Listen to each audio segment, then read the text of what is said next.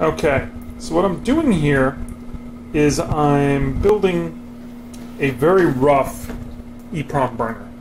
And I want to document this before I put it on sort of a more permanent home. This is a pre-existing design that I got off the internet, as well as some firmware I got off the internet.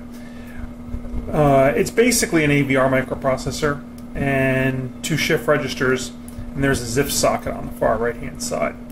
So what you can do is basically take the serial data from the computer and pop it onto an EEPROM. The reason why you'd want to burn an EEPROM is if you're building your own computer, having a boot ROM is really almost kind of necessary unless you want to key everything in by hand into memory, which is just not helpful.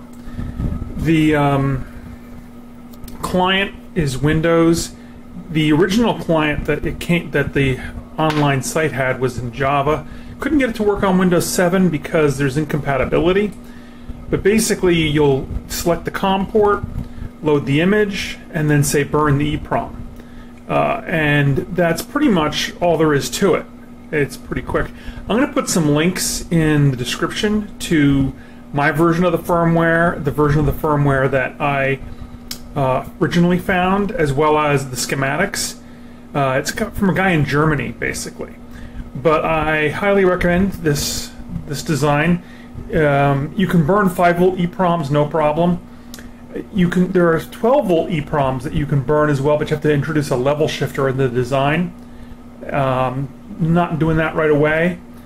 So I'm going to move this circuit to a more permanent home now that I've sort of just like shown how crazy it looks. I kind of think there's a certain amount of appeal to the big loopy wires on the breadboard, but it does work and has been very helpful.